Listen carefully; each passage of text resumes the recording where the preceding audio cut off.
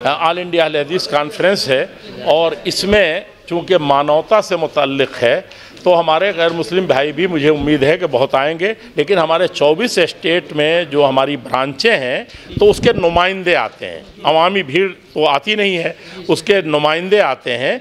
किसी में 100 हो गए, किसी में 50 हो गए, किसी में जैसे साउथ के हैं तो उसके बहुत कम आते हैं।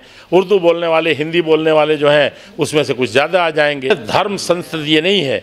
इस वक्त मानवता जो सारे धर्मों का, सारे वर्गों का और सारे हिंदुस्तानियों का ये हम गम है।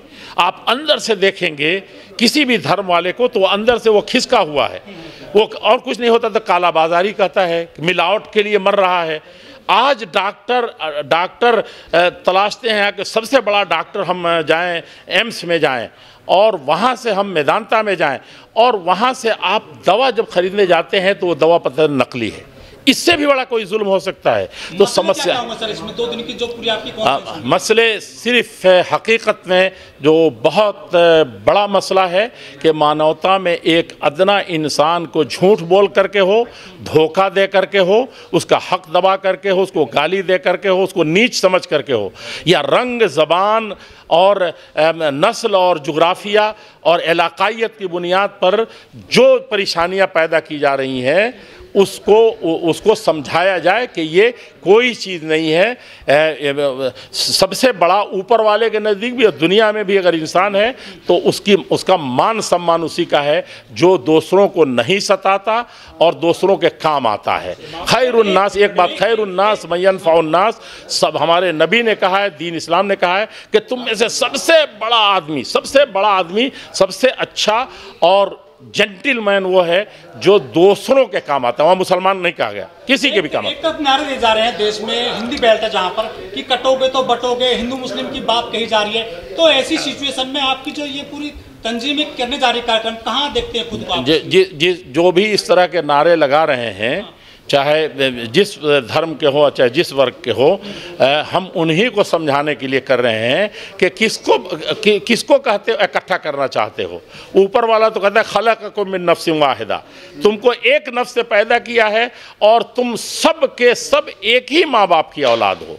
बनी आदम आदा एक दिगरन, कहा कि एक जितने मानवता हैं दुनिया में, विश्व में, सब एक जिस्म के मानिंद हैं।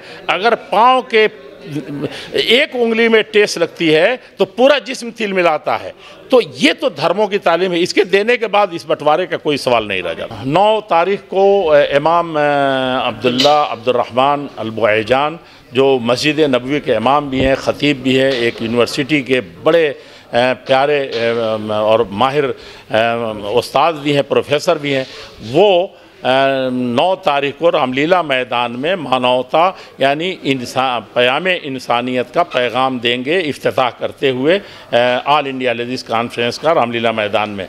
और 10 तारीख को शाम में आखिरी निशस्त में उनकी भरपूर तकरीर होगी जिसमें वो इस्लाम में मानवता की क्या अहमियत है, सारी इंसानियत की, और उसको कितना एहतराम देना चाहिए और कौन सी चीज़ें हैं जिससे इंसानियत को, मानवता को किसी भी तरीक़े से उसकी बेइज्जती होती है और उसका हान होता है, या तो वो उस पर वो ऐसी देंगे। उसके अलावा ख़ुद अरब दुनिया के भी और हिंदुस्तान के भी बड़े बड़े विद्वान उसमें तशरीफ़ ला रहे हैं जो सब यही मैसेज देंगे। और ये नारा है हमारा कि ये प्याम मोहब्बत है, जहाँ तक पहुँचे इस पैगाम को आम करना है। सर ये जो मसले आप उठाएंगे कॉन्फ्रेंस में, ये हमारे देश के होंगे या पूरी दुनिया के जो मुस्लिम हैं उनके भी होंगे?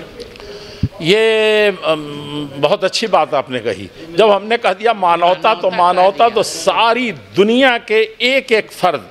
हमारे नबी ने तो यही कहा कि कोई भी दुनिया में कहीं भी रहने वाला हो, दुनिया के किसी भी हिस्से में रहने वाला हो, इंसान है तो इंसानियत के लिए। और मैं आपसे एक बात कह दूं कि इंसान को पानी, किसी धर्म में है कि वो प्यासा मर रहा हो तो उससे बड़ा कोई पुण्य है कि उसको पानी पिलाया जाए। सबसे अच्छा सदका, सबसे अच्छा दान प्रदान किसको कहा गया है? पानी को, जिसको अब हम बेतहाशा बहा रहे हैं। बल्कि हमारे ऊपर कई उसमें टॉपिक हैं बोलने में भी और लिखने में भी जो आ गई हैं, छप गई हैं। वो उसमें यही है कि पानी सबसे बड़ी नेमत है, सबसे ज़्यादा नाकदरी हो रही है।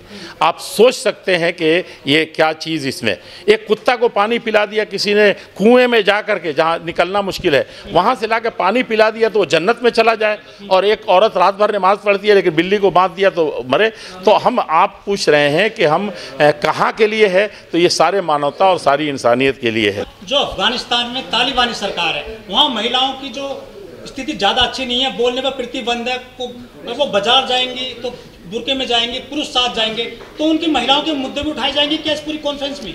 वो तो पुरानी बातें हैं, पुरानी बातें। जब तालिबान पहली मरतबा आए थे तो यही सुनते थे, लेकिन हमने तो बिल्कुल उसके बाद में देखा कि वो हो गया, और फिर अमेरिका बाबा उसी को लेकर के आए, जिन्होंने ये सारा मीडिया और हम लोग गाने लगे थे कि ऐसे हो रहा औरतों के साथ वैसे। मैंने देखा कि वो 10 दिन उनके जेल से रह करके, उनके शिकंजे में रह करके आई है, तो उसने ऐसी चीज़ें बताई कि आंखें खोल दी। तो एक बात तो ये है। दूसरी बात ये है कि हम लोगों प्रोपेगेंडो की दुनिया में ज़्यादा नहीं जाना, लेकिन दुनिया में यूक्रेन में हो रहा है या गज़ा में हो रहा है, जो कुछ भी हो रहा है वो मानवता, एक आदमी का कत्ल सारी इंसानियत का कत्ल है और वहाँ हो रहा है। तो उसको कैसे समाधान हो, हंगामा से नहीं होगा, बंटवारे से नहीं होगा।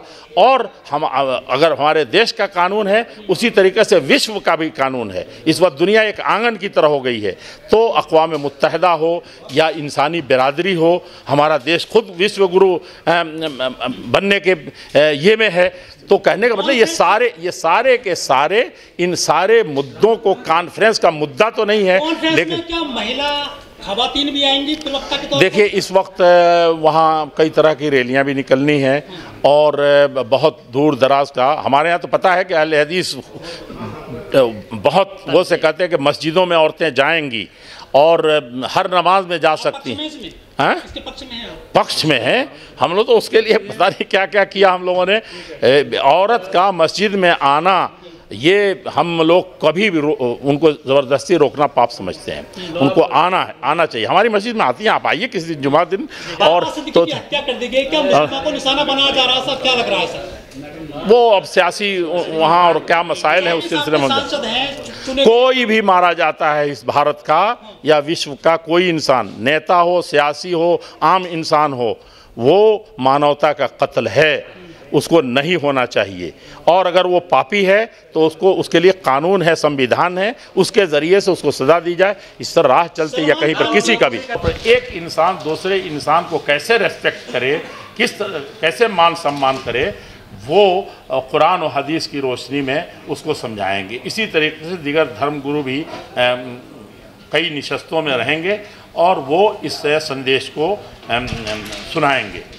और उसके साथ ही ये 2 दिन ये प्रोग्राम चलेगा।